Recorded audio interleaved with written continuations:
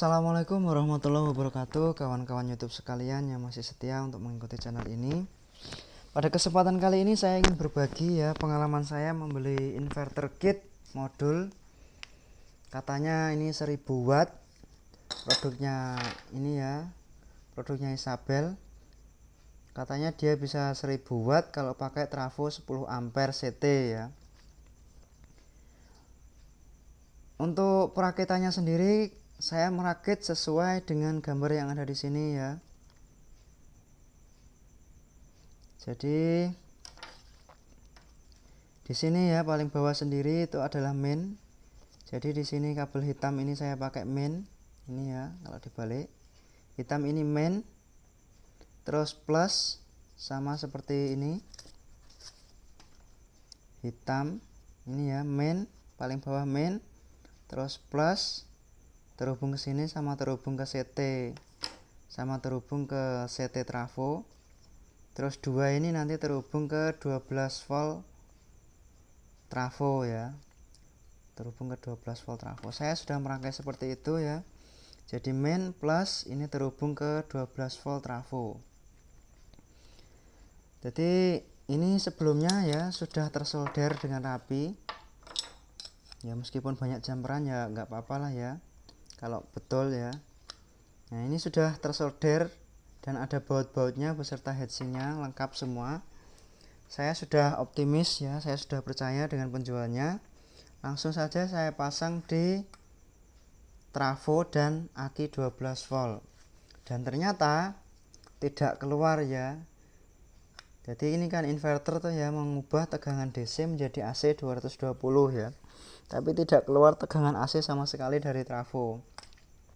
Dari modulnya ini sendiri sebelum masuk trafo itu juga tidak keluar tegangan 12 volt AC. Tidak keluar. Nah, karena saya tanya penjualnya tidak direspon, saya minta skematiknya juga tidak dikasih ya. Apakah saya merangkainya sudah betul atau tidak juga saya kurang tahu. Saya hanya merangkai sesuai ini tadi ya. Harusnya sudah betul ya ini rangkaiannya sesuai gambar itu tadi. Nah, karena kenapa kit ini tidak bekerja, saya penasaran ya. Akhirnya saya buka. Jadi transistornya ini saya lepas semua.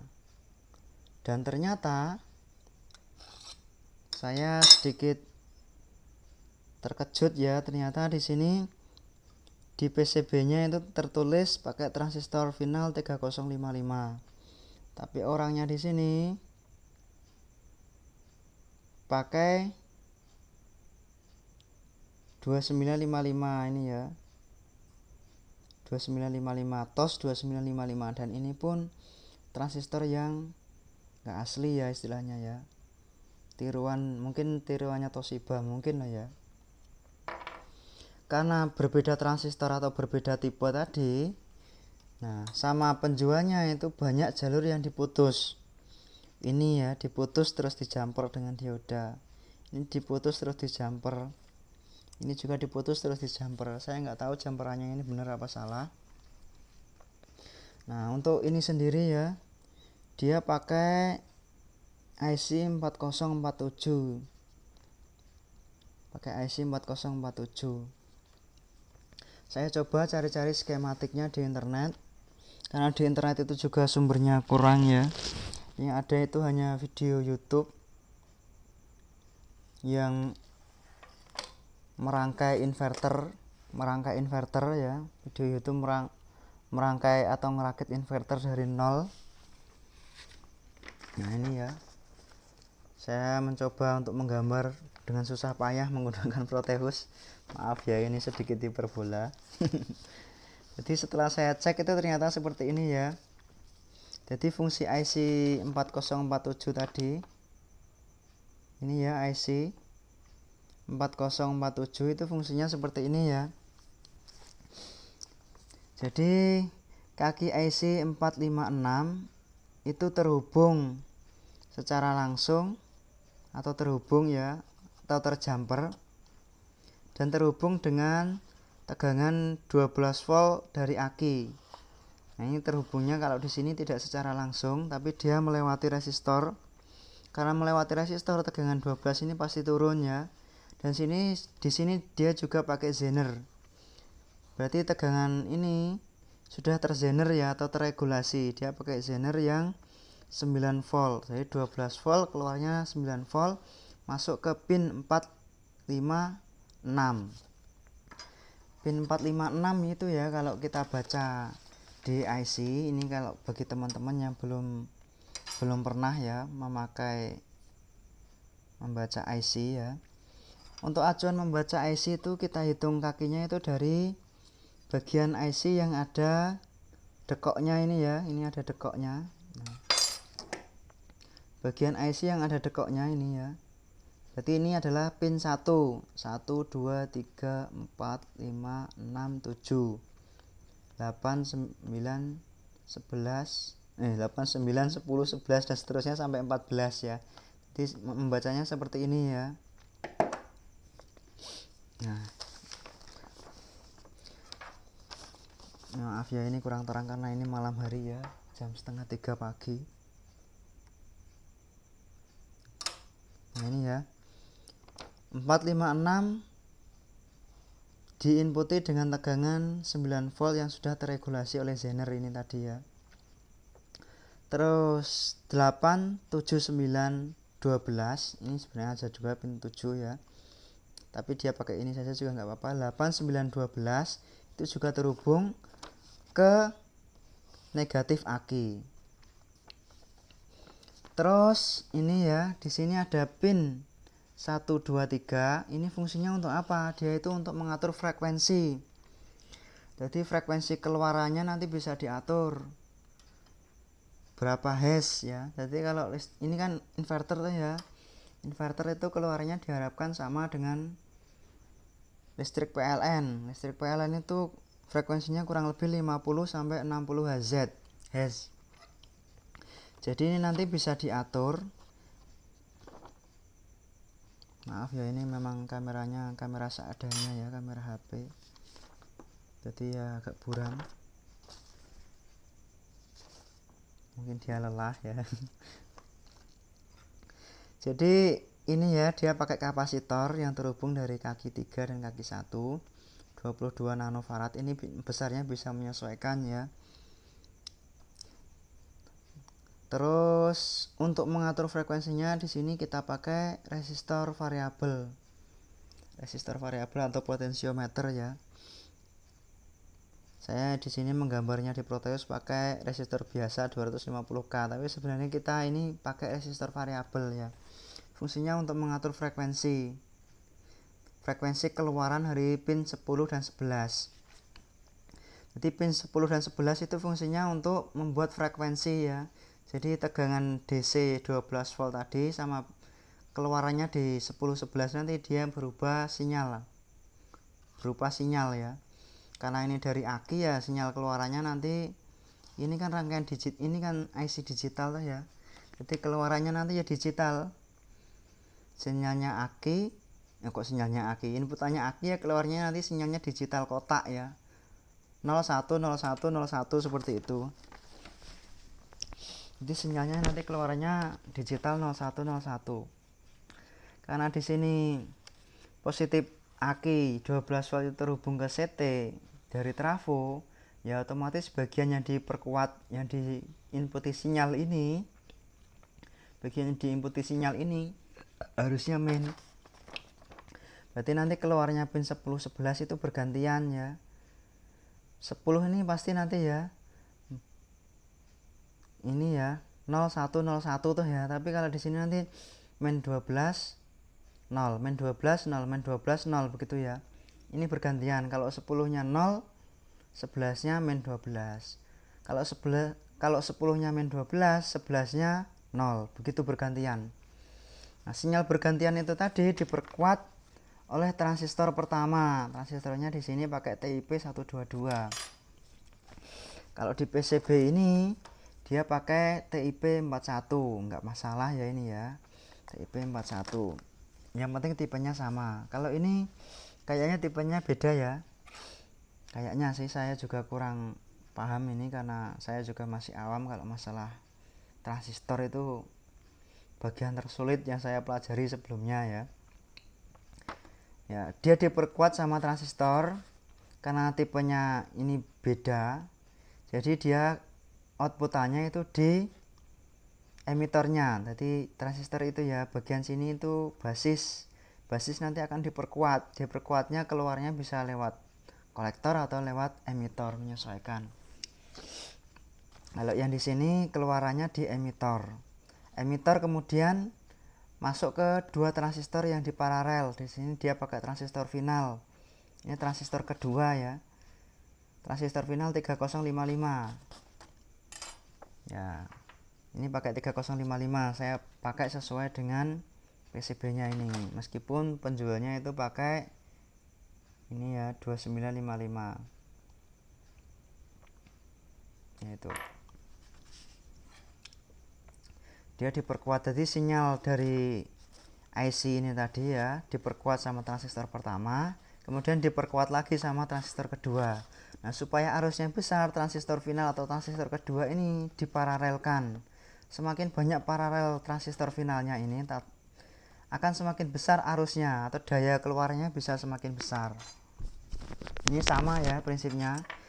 Prinsipnya ini sama dengan power amplifier rakitan. Jadi semakin banyak transistor final 3055 nanti daya keluarnya semakin besar.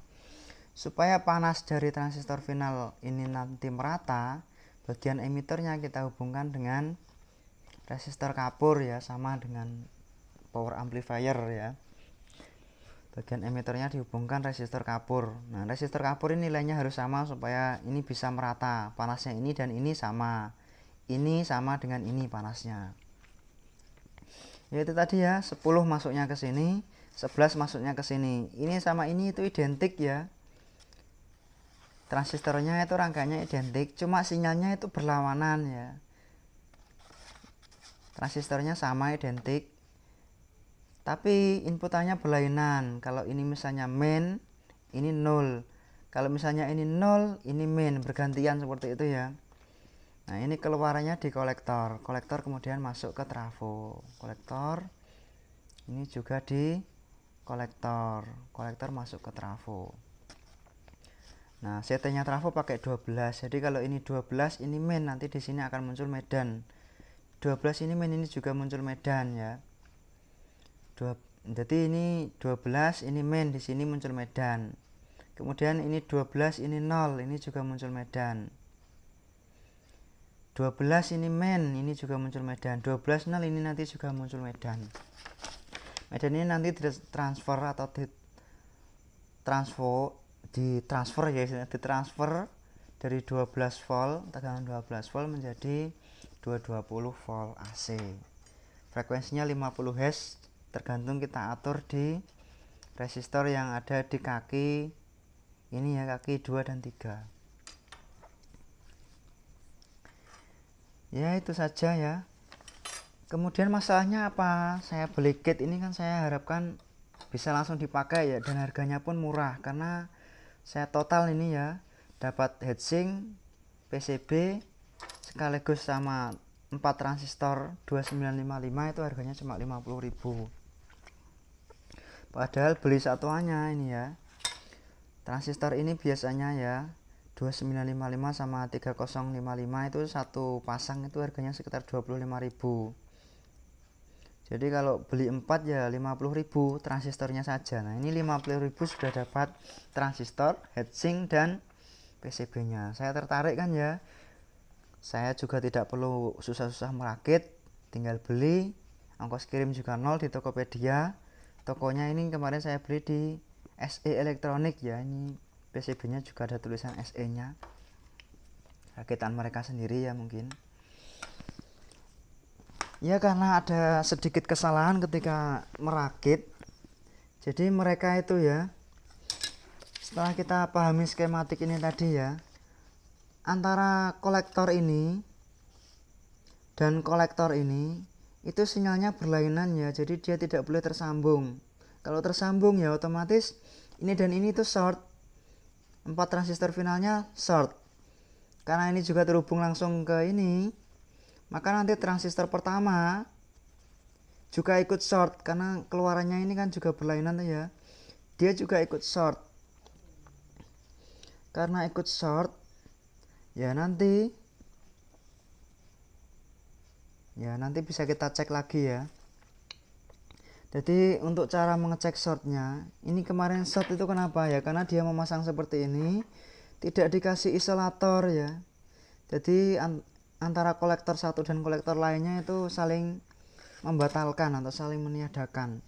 Jadi bagi kawan-kawan yang belum pernah ya mengukur ini ya, membedakan transistor ini itu short apa tidak, untuk jengkolan itu seperti ini ya.